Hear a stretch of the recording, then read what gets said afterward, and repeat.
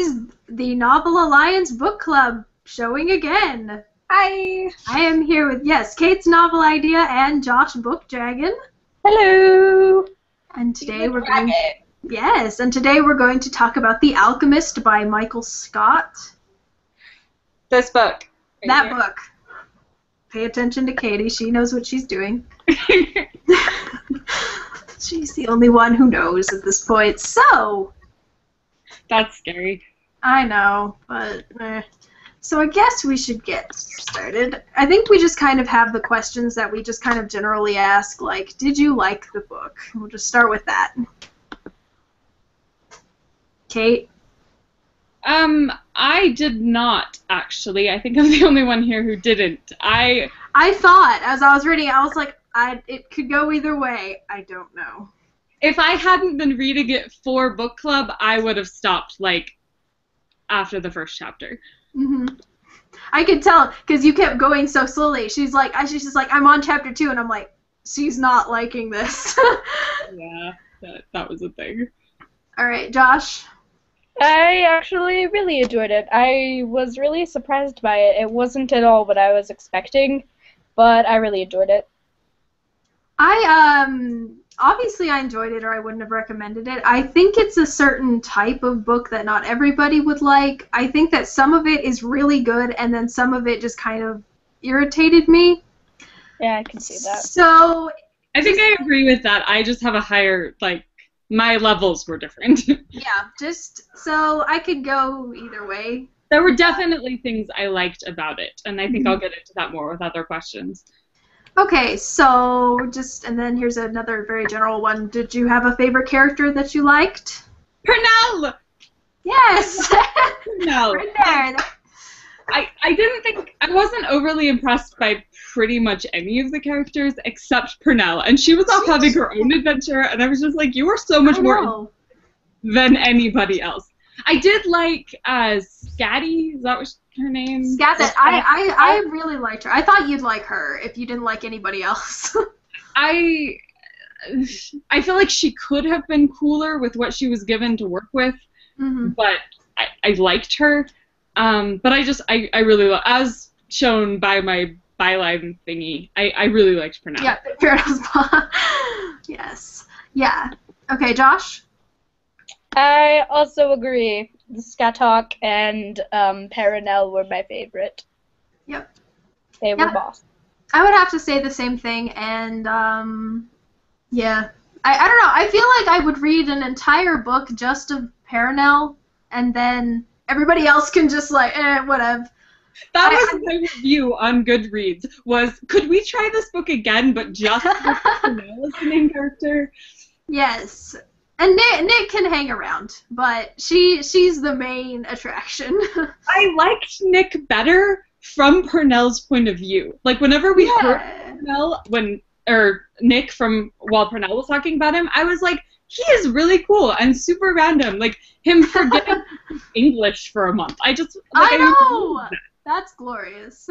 And then, but like whenever we were actually with Nick, I was like, you're just not as cool. So if it was like first person or limited third person from Pernell's perspective, I think I would like Nick better.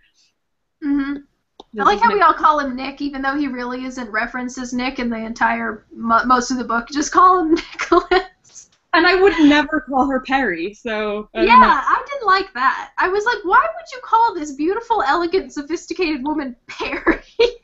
I think it's weird. Okay, anyone else think it's weird that their aliases were Nick Fleming and Perry Fleming when you're like, this is one of like 800 aliases and you're in hiding. Why would you choose something so close to your real name? It's like, I think they've gotten lazy over 600 years. They're just like, I don't care anymore. Which might explain why they got caught in like the least epic battle ever. I know, right? Are you kidding me? I had such a hard time believing that they were such amazing magicians, because I was like, that battle he brought 3 golems that couldn't even survive in the wet climate. I know. And it took 5 minutes for him to get the book and your wife, both of whom you have been protecting for 600 years. It's like, I don't know, this age that we live in is probably not as dangerous as a million others they could have been taken by the plague in the 16th century, but instead... Which, didn't Dr. D cause the plague? Probably. I'm pretty sure that was one of the... He causes all things bad. Probably. No, like, I think that's canon. He sent disease to... Yeah, it is. I don't know. I think I really wish I had liked him better, because I feel like I really could have, but I didn't. I kind of... Okay, I had to leave my own expectations for what he should have been, because he could have been really, like, terrifying and awesome, and appreciate what he was, which is basically a petulant child who wants everything to go his way. Yeah, I didn't really want him to be terrifying. There was just something lacking for me that I couldn't really put my finger on. There was something lacking with so many of the characters that it didn't stand out, especially. That's... Is the one scene where he holds Excalibur to, I think it's the Crow Queen's neck. Morgan! Well, I really like Morgan, just saying. I loved Morgan. She's bad. awesome. I want to have her clothes. Yeah, I would take her outfit. The scene where he holds Excalibur to her throat and, like, all of a sudden you're like, boom! You are actually cool! And then they leave him and he's like, well, how am I going to get to Ojai? I'm like, you were cool for a second there. Nobody cares. Yeah, I don't know. And I think the reason that I even recommended this in the first place is not because of the characters, but because of all of the I think the guy who wrote it really did his research on, like, the people and the magic stuff that was cool. Yes, he did his research, and he included every tiny piece of... Yeah, that's true. Every single little thing. That's like fantasy writing 101. Don't put all your research into the book. Well, he had like 3 billion pages of notes, and he just like, that's the book. He didn't really spend much time on character development. It was just like, this is all I have, and then I slapped. I loved his world. I really did. Yes, I thought that was very bad. Was almost, it was on the right track. Like, he took cool mythology. He combined a lot of different pieces. Mm-hmm. He took a lot of historical figures. He obviously did his research. And then he just, like, fell apart in his story. Like, he wasn't a storyteller. He was a good researcher. And I got tired of Dr. D, which is a weird name. But I got tired. It's like Dr. J. It's like headphones, but it's not. Yeah. I got tired of his, like, constant, he has an expensive coat, an expensive car, I'm like, I get it. What? I don't care. Oh, the repetition. In the middle of this, like, super tense scene, he's like, and he had a $2,000 leather coat. There's a hole in it. I think I'll never wear leather ever again. Oh, no. He's such a drama queen, though. It kind of made me laugh. I know. And so I just, like, see him as this super, like, drama queen. Just like, Josh, come to the dark side. I was actually impressed by that scene, though. I mean, it was melodramatic, but I felt like he was making convincing arguments, and I like when the bad guy can do that.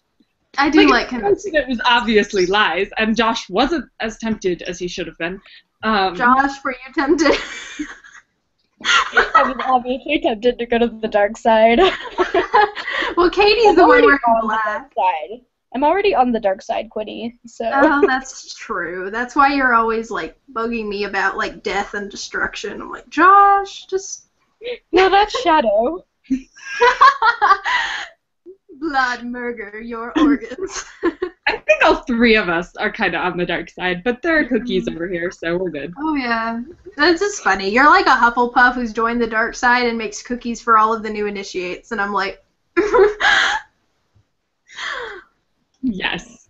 All right. No, go ahead. No, I was trying to bring us back to focus. Oh, yes. I was like, let's get another question in here. All right, let's see. Let's break away from all this, like, mundane stuff and say, would you become immortal if you had the chance? No. Fun question. No. All right, we've heard from Josh. Would you like to expand upon that, Josh? I don't want to live forever. Since I believe, like, going to heaven is a real thing, I'd rather be in heaven than stay here forever. This is kind of lame. I think that's where most of my mentality comes from, too, is, like, this is so much less than what I expect. So, you know, mortality should be a short time. I also feel like Nick kind of wasted his immortality. Right? Like, he is so not impressive. Purnell's over there like, I can do all the things, and Nick's like, I know some stuff. Yeah, exactly. He's just kind of a little bit of a loser. He's a cute loser, but he's kind of a loser. I don't even mind the fact that he spent his time studying rather than applying practical. Like, I think that made sense and worked really well with his and Purnell's dynamic. But Yeah. I feel like he wasn't even as brilliant as he should have been. Honestly, I kept questioning why he was immortal. He did not seem like a person who would want to be immortal. He wasn't doing anything with his life that would suggest I wish to be immortal. I can even see Paranel a little more, but he's just like, I'm immortal for no reason. Yay! It's just so What cool. causes me like physical pain is when he's like, Dr. D has been studying this whole time, building up his powers. We've just been in hiding. What? For over 400 years, all you've been doing is hiding. And From what? you got caught. And you got caught from a guy who hadn't even done like proper reconnaissance. Like, him getting caught after dedicating his life to hiding, just no. Well, I wouldn't become immortal just because it's just a bad idea.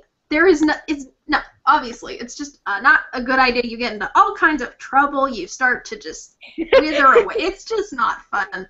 So, honestly, this is one of the few stories that actually made immortality appealing to me. Exactly. I was like, but their immortality is actually not a bad thing. Like, they treat it so well, and they're just like so chill with the whole thing in general. Well, and they're not completely immortal. They can be killed, and they can age and die if they stop taking. So at any point, they could decide, I'm dead.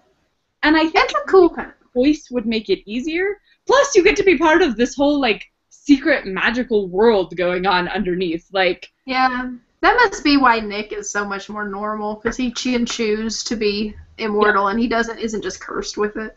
Yeah, I think it takes a lot of the weight off, because at any point, if it becomes too hard, you don't have to do it anymore. Yeah. And even if you never take that choice, it's always there, and that makes a difference. I just had fun imagining them like their monthly potion. Come on, Paranel, we're just brewing this thing up. Domestic life. All right. If you had to make the decision about whether or not to awaken the twins, what would you do? I would not give unlimited power to those two. You don't trust responsibility. I'm sorry. You don't trust the prophecy twins who have no real talent whatsoever. No talent, no exceptional brilliance, no interest in magic. Like, they're not very mature. I kept thinking they were like 12. Yeah, I almost feel like they would have been better if they had been younger. Sorry. If they had been younger, it might have worked better. I felt like they were treated younger. Like, I felt like they were written very young. He kept referring to them as children, and it was kind of like he'd written them as 12-year-olds, and then he realized they needed to be able to drive, and so he made them 15. Yeah, that is probably exactly right. Because, like, I feel every time I read this book, I'm like, I feel like I'm in the juvenile fantasy section, but the protagonists are older than they should be. I don't know. It just didn't jive. Yeah. It didn't jive, but it did drive. So.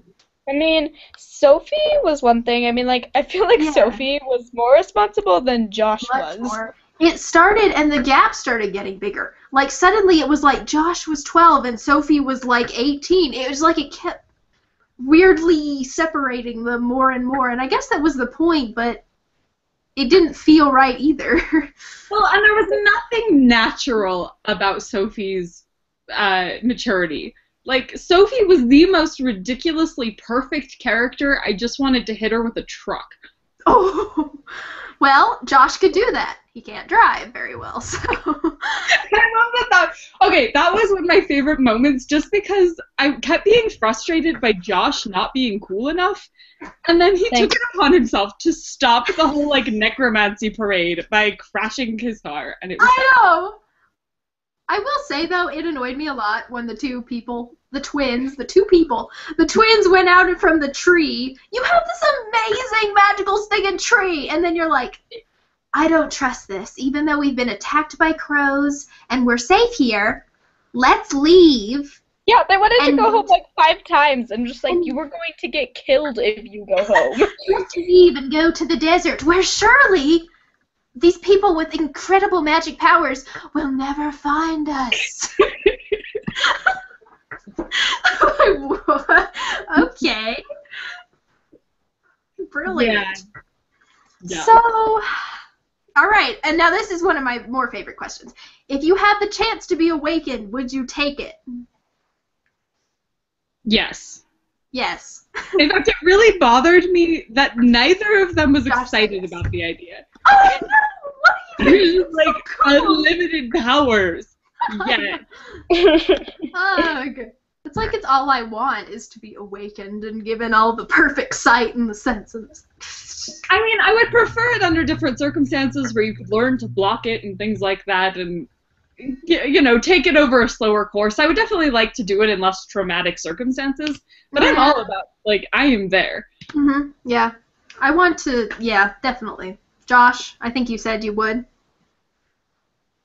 Well, yeah, like, even when, like, Nick was talking about, like, it being dangerous and things could happen, I'm just like, I would still take that chance, like, the more dangerous, I'd rather have magic. Yeah. Yeah.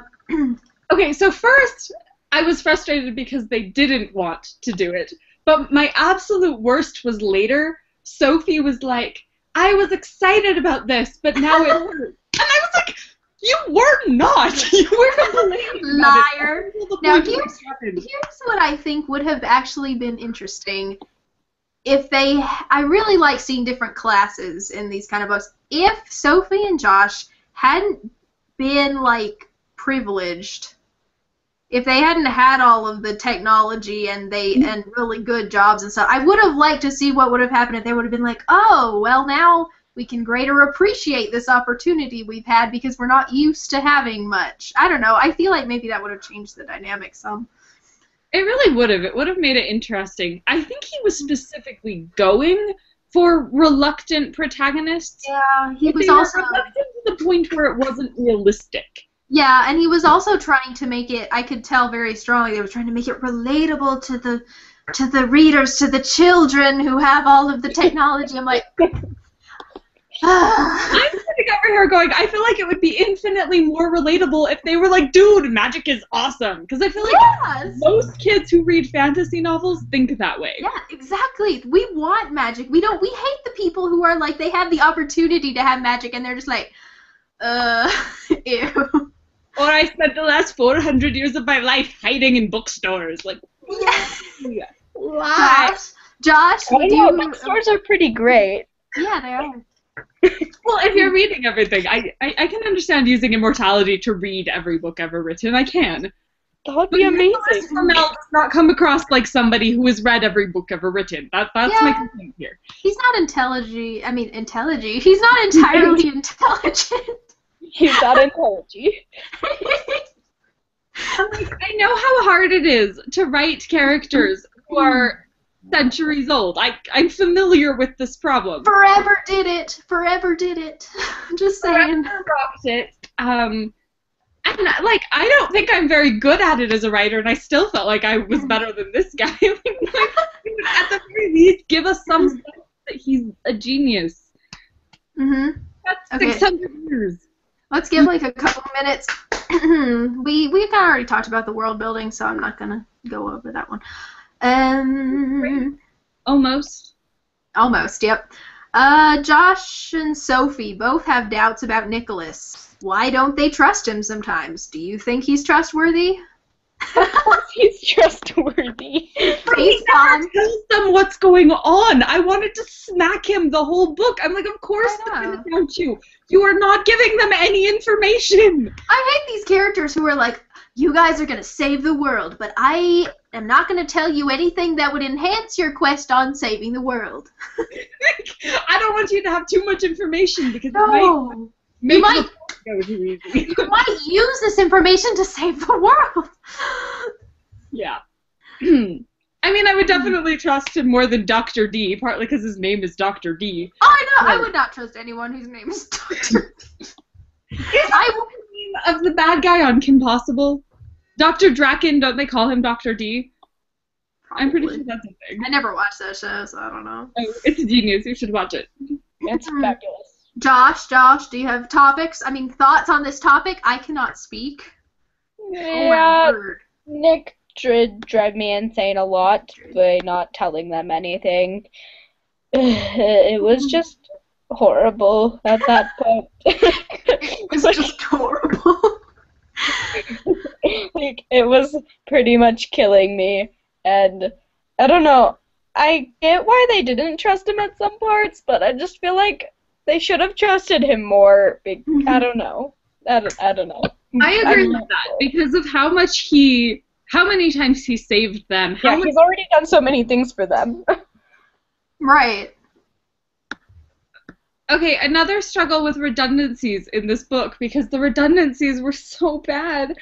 I know. The scene just after Sophie's been awakened where Josh is like carrying her out of the tree, I swear he thinks like 9 times, I hate Nicholas because of what he did to Sophie and I don't trust him, but he's fighting to save us and he's going through all this risk for us. So I'm conflicted. And I swear, it spells it out like 3 times. I know. Like, what even?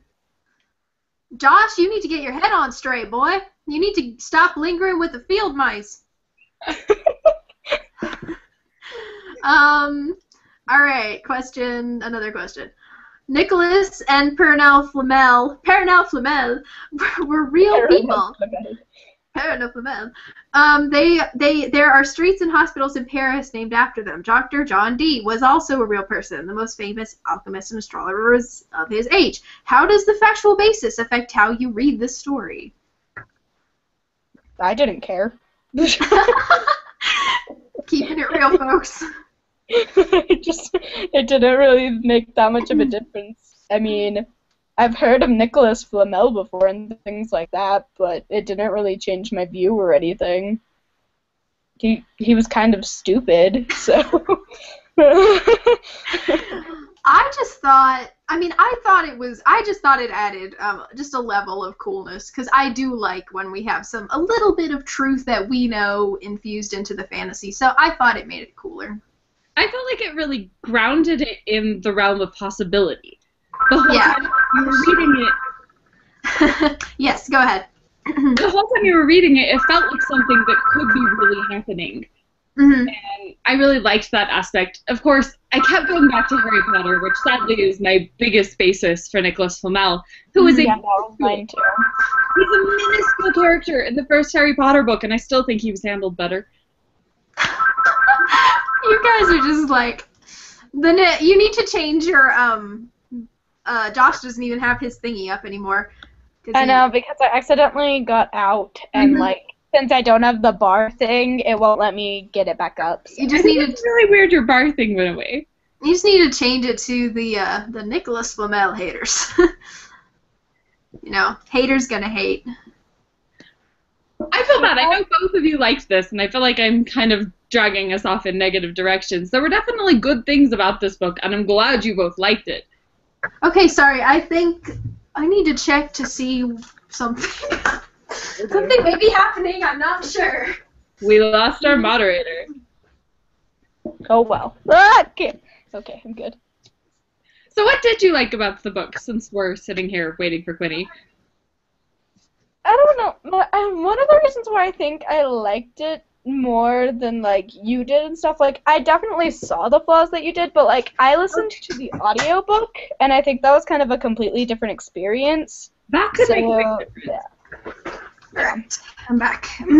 No problems, like I thought there might be. Okay. Where are we? I think I kind of think this is a dumb question, but I'm just going to ask it anyway, because it's here. Think about the alliances in this book. Why does Dr. John Dee work for the Dark Elders? Why do Scathach, Hecate, and the Witch of Endor help Nicholas and the twins?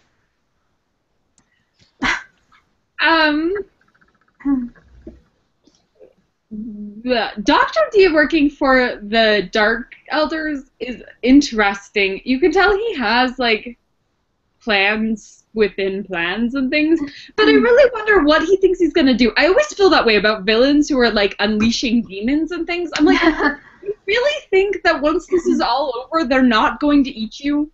I know. But, I mean, and he's thought about that, obviously, but I really don't know where his head's at.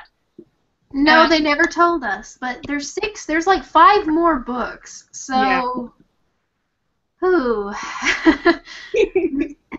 I'm sure there's more. Have you read any of the books? No, I haven't. I have tried twice now to read The Magician. I have gotten halfway through, and then I could not, like, my mind would just not even go there for some reason. So I don't know.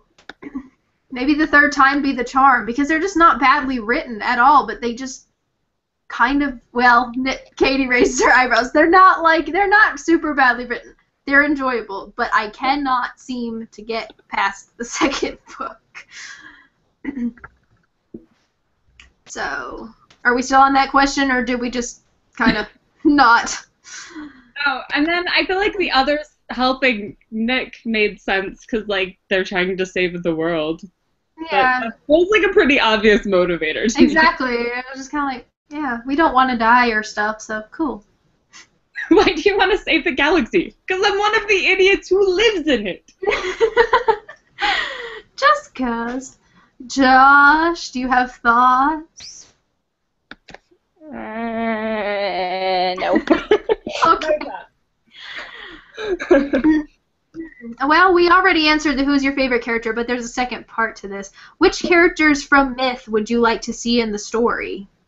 And we're fantasy writers. We should be able to come up with this. Yeah. Hold on. Let me think about this one. Okay.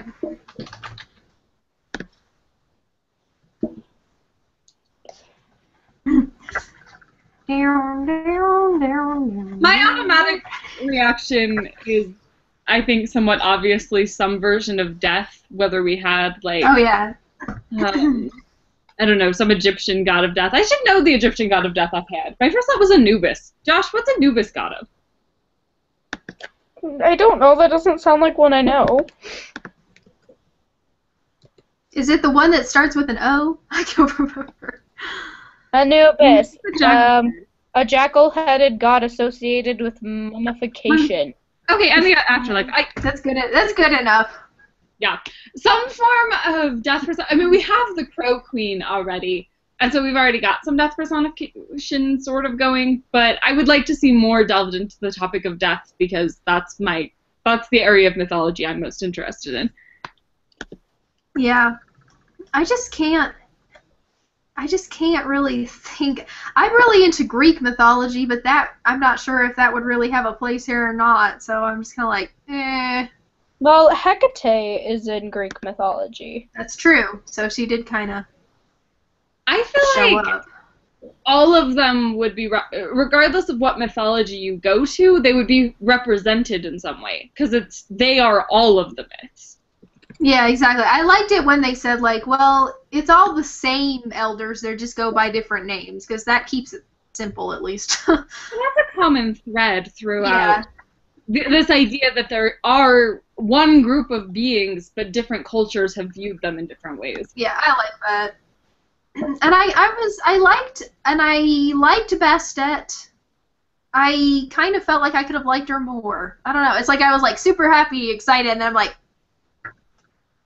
I don't know what I felt about the Crow Queen. I was like, you could have done so much with this character, and outside of her outfit, nothing about her is actually that cool. He spent 90% of her characterization on the outfit, and then he got tired, and he was just like, eh. Now she just has crow children, and everything's good. Yeah. I I want some And she's growth. apparently addicted to online gaming, which I did appreciate. And eBay. That was pretty great. I also liked this is the random part with Scatty, which is such an awful name. And her grandmother, she's like, well, I tried to marry you off to King Nebuchadnezzar. It's like, why did you do that, grandmother witch? I kind of loved her grandma. I really did. I know. I liked her a lot. Grandma. She was the best person in the whole thing. Honestly, the sense of humor in this book was fabulous. It was just so few and far between. But it would always catch me off guard, and I'd be like, wait, that was really funny. Yeah. Yeah, you'd have to, like, wake up from your trance to go like, oh, funny, good, yes, next page. What was this other question I liked? Oh, okay. What would your magical aura look and smell like? Ooh. I don't understand enough about auras because the brother, I cannot hang on to their name. Josh. Of course. Thanks, Katie. I have a bottle of glue. Your name is not rememberable. Because he actually wonders, why does hers smell like ice cream when I'm the one who likes ice cream? And why does mine smell like oranges? And that made me wonder, like, what is that based off of? So I don't actually know. But I would want it, like, if I could choose, I would want a white aura like Pernell because that draws ghosts. Yay! And I'm into ghosts. And it would smell, Like ketchup? Chocolate. I don't like the smell of ketchup. I feel like noodles. What'd you say? Grass. Yeah, that'd be interesting. What about you, Josh? I don't know. Maybe mine would be rainbow. I'm making this random close-up of your ear. I am moving because the Wi-Fi. My aura would be rainbow. Rainbow is an aura. My ear would be rainbow. Wait, we didn't get a smell. Yeah, Smell. Smell, Josh. Cereal. Yes, it would smell like Fruity Pebbles, and it would be rainbow-colored like Fruity Pebbles. That makes sense then. That's it. That's now great. canon. All right. Our canon.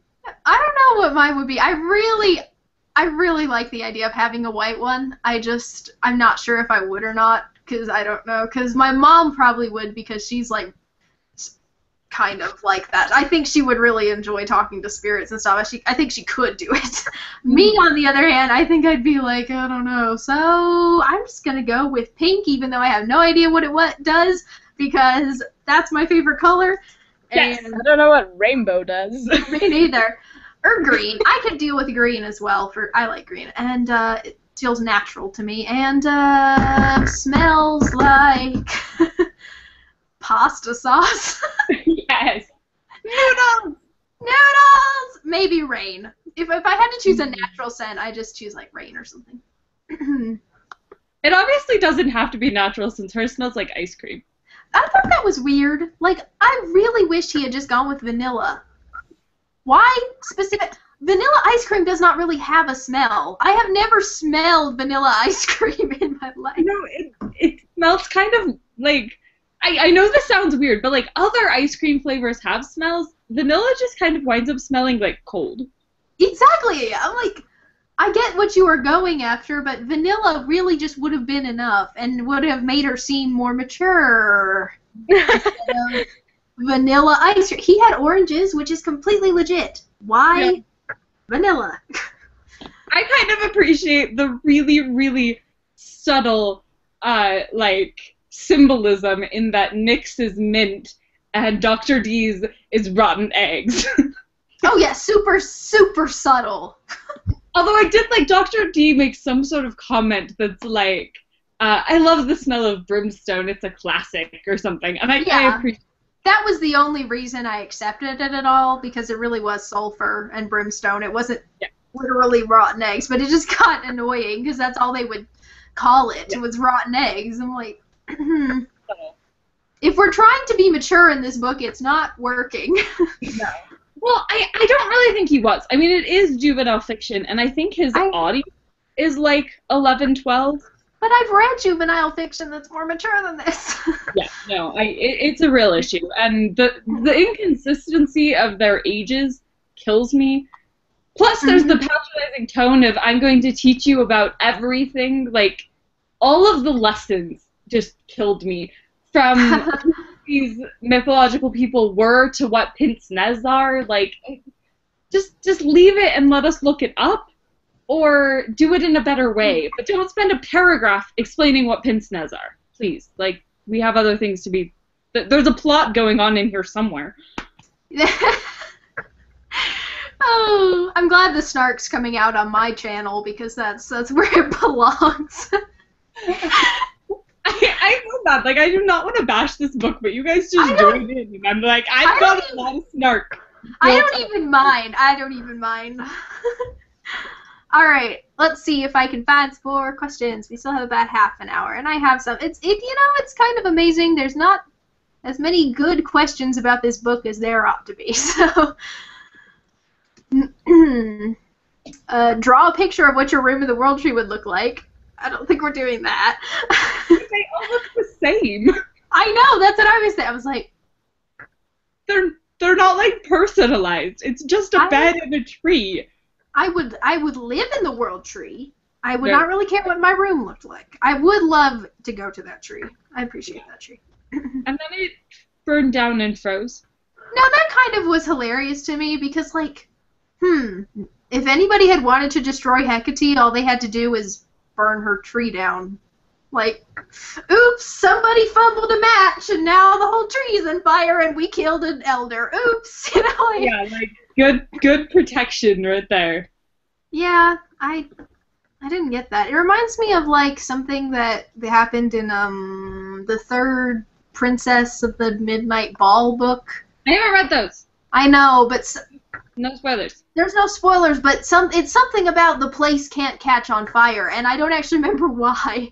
But I don't know. It's like that could have been useful for the World Tree. No, I do actually think the flame wouldn't have destroyed it because he describes that like parts keep dying because of the fire, but they grow back almost instantly. I don't think the flames would have destroyed it. She would have had plenty of time to heal it, and then he used Excalibur, and like I don't think it would have done it with the fire. Right, that's what I was thinking. I kind of skimmed that part, so I was like, I may be going off about nothing. I'm not sure. I'm going to wait for somebody to correct me. Yeah, it was a little better. I mean, I still feel like having her entire fate revolve around the life of a tree seems a little iffy, but... I don't know. I think it's kind of cool. Take the great mystical blade to destroy it. Josh is now a teddy bear. Yay! I have never heard of Excalibur being an ice sword. But sure, why not? It struck some sort of, like, glimmer with me. Like, I had this idea that I'd heard it referred to like that before, but I'm not sure where. I have a friend who's really, really into Arthurian legend and has, like, read a bunch of different versions. And so I kind of get things secondhand from her, and I feel like that's a thing somewhere. I would have thought of it as like the more water sword, considering that they tossed it into the lake, but I don't know. In Merlin, at least. Come on, here, Freya, take it. So it was just like... Don't they get it out of the lake in some versions? Yeah, I think the weird thing is I think that the Lady of the Lake does kind of give it, but then it's also in the rock, but then it's also over here. I don't know. Yeah, I think it depends on, like, what version, and I think there is a version besides this where Excalibur is an ice sword. He definitely got that from somewhere else. Yeah. I don't think he's... Nah, that was too mean. I'm not going to say... It's accurate, though. I was going to say, I don't know if he's creative enough to come up with something that wasn't already there. I mean... The thing he really had going for him was that he pieced other people's ideas together in a really way, which is often all that fantasy authors do. Exactly. I didn't expect more than that from him. I just expected him to tell a story. But I just expected him to tell a story. I just expected it to be better. But like, whoops, sorry. Michael Scott chooses to awaken only one of the twins. What is the effect of this choice? Does it make a difference to the twins' relationship, to Sophie's development, to the events in the story as a whole? And I think this is another, like, duh kind of question. It's one of those that he spelled out in one of his nice paragraphs where he explained the plot to us in case we were missing it. Exactly. He's going to feel really lonely and jealous, and then every time she does magic, he makes sure to mention that he feels jealous. Well, yeah, it happens, you Except know. for that he didn't want it. Yeah, yeah. Yeah, you're always kicking yourself, because don't you hate it when you wake up in the morning and this magic person is like, yo, I'm going to awaken all your powers, and you're like, nah, no thanks, and then later you're like kicking yourself. Somebody had done that. Yeah. Man. And it's like eating her up from the inside, and he's like, man, I wish I had that. I know. Oh, here's an extension of the previous question I asked. It's kind of a mess. What would happen if you brought like a Robin Hood character or a fairy godmother, Zeus, Benjamin Franklin, or Vishnu? They kind of actually gave examples. I'm going through different sites here. That made sense. Instead of just having us come up with our own. I like Robin Hood because I just like Robin Hood. I totally get behind that. Always. Always. Although you and I have very different images of Robin Hood. I prefer actually Guy of Gisborne to the hero, so you know, whatever. I killed Katie again. I do it on purpose. I was going to say there was an interesting fairy tale reference where I think it was Dora was talking about the book. And she's actually Dora the Explorer in magician form. I always knew Dora the Explorer was magic. Well, how else do you explain her traveling the world? She's like 4 years old. She has a magic talking map and a magic backpack and a monkey. You really expect her to just be a normal girl? Fair enough. No, I think it was her who was dismissing the codex, and she was like, the book says that apples are poison and frogs can turn into princes.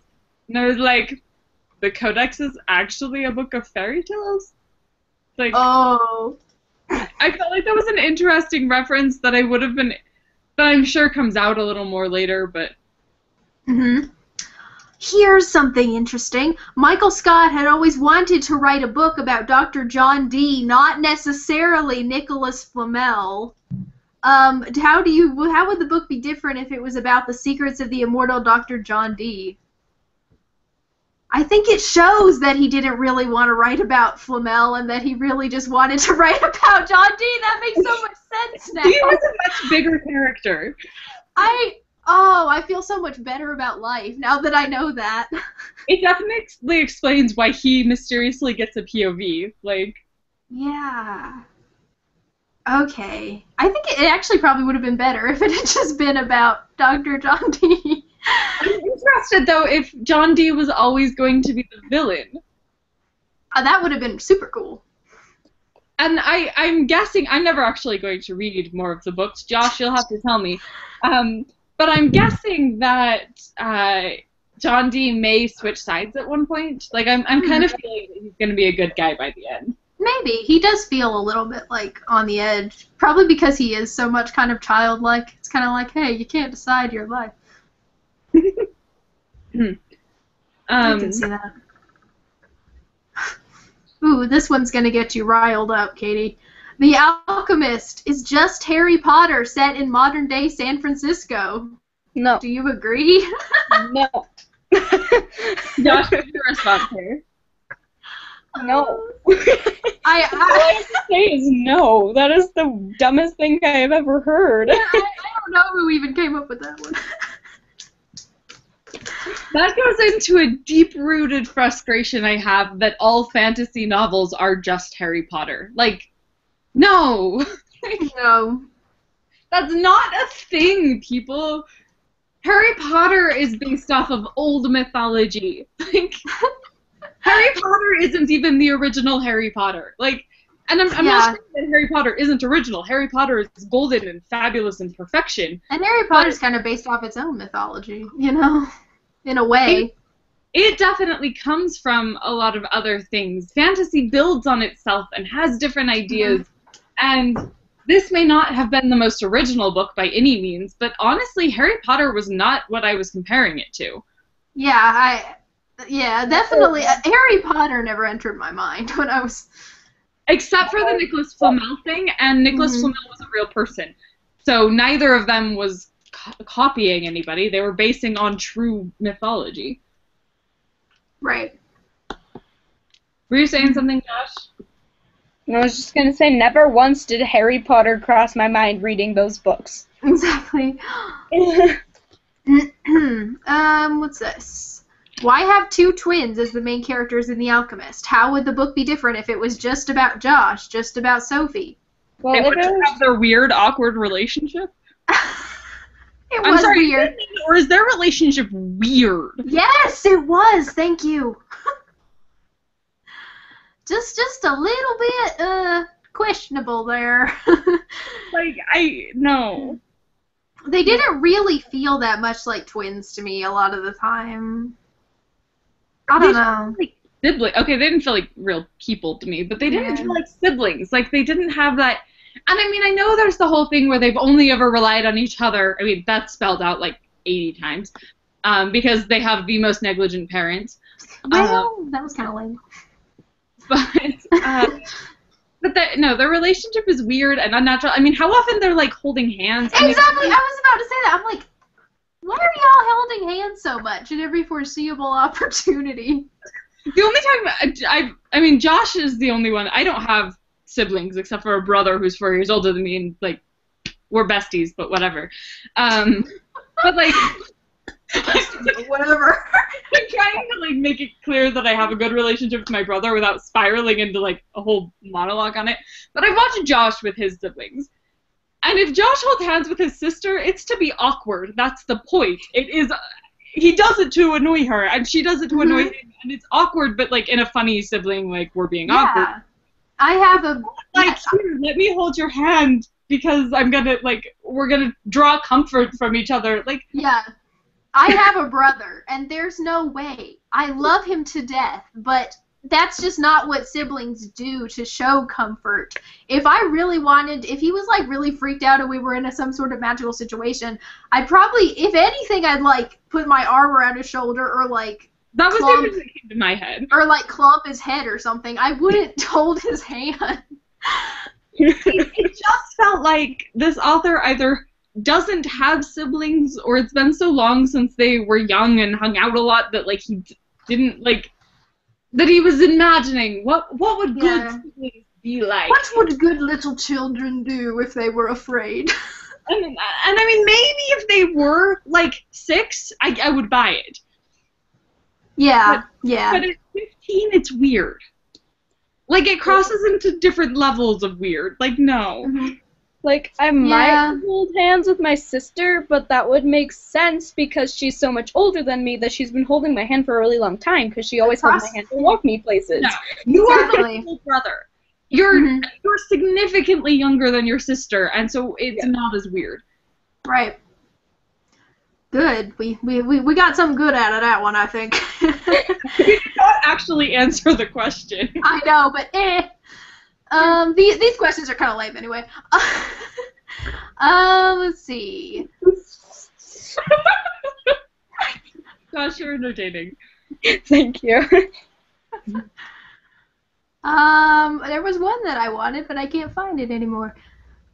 Come on. 100 degrees in my room. What? I'm just melting. Oh, yeah. I feel like we could come up with some better question, but I don't, like, on the spur of a moment, I have, like, no clue.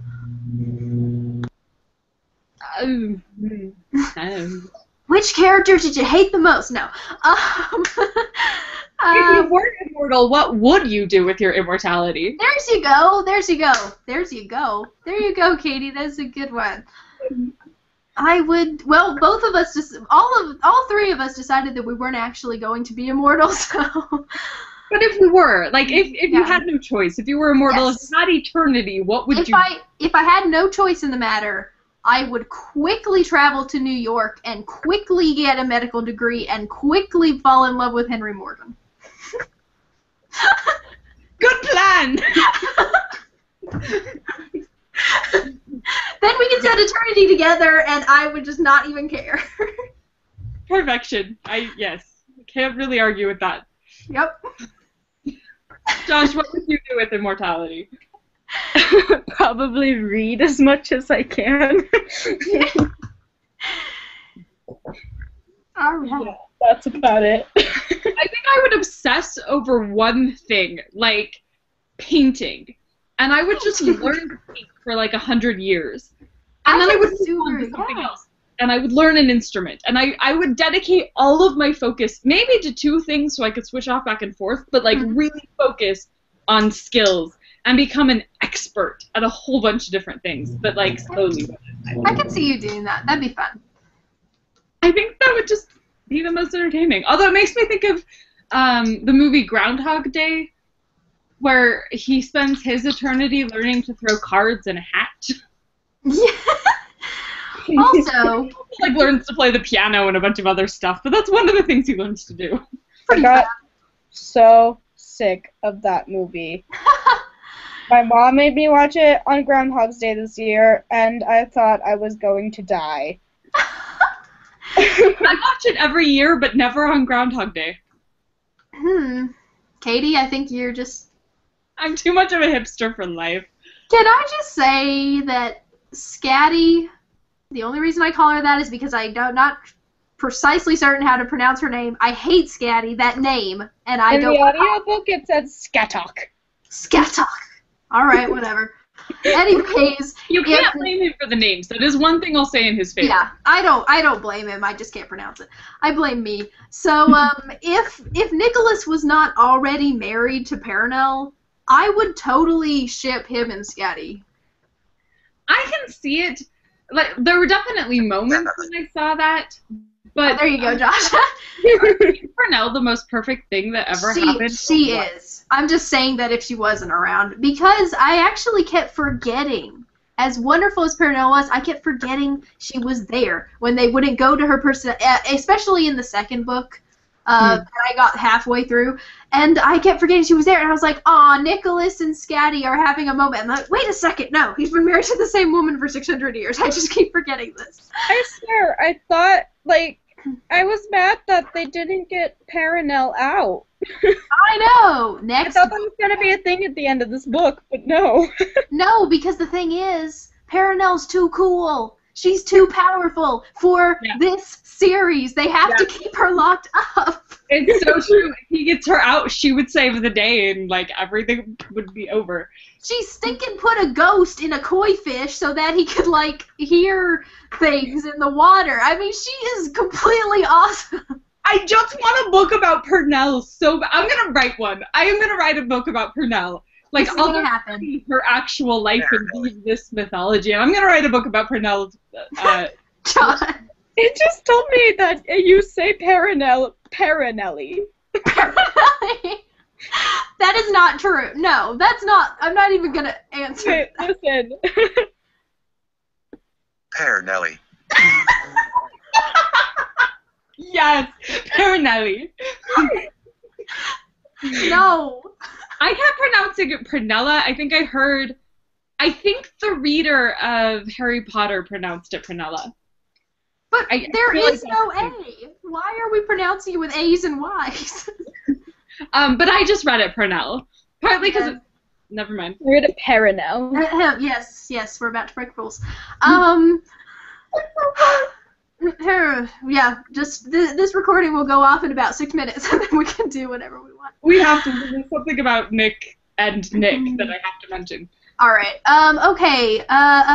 Here's one. What do you think Dr. John Dee does as head of Enoch Enterprises? What kind of films do they make? How might they use the media to further their plans? Well, I'm pretty sure they make horror movies. Wasn't that established? I guess. That was the dumbest thing I have ever heard. I know. I would assume that they make like really cheesy B movies because like none of their money actually goes into making movies. It's just a cover. And so Well, that's a every once in a good while they point. throw together a movie to keep their cover going. And so they're like horrible slasher movies that have no plot and are just like gallons of blood and then the movie's over and they're like, good, we made another movie. No one will question. It reminds me of Studio C when they did the rom-com slasher movie. Maybe they do something like That that. was my favorite. Like, that is my favorite Studio C episode. Yes. Maybe they did something like that, and then I want to see, this probably didn't happen, but maybe Dr. John D got bored, and then he was like, guys, I want to be in one of the movies. And then he's like the super, he like plays the bad guy, and he's just like, ha ha ha.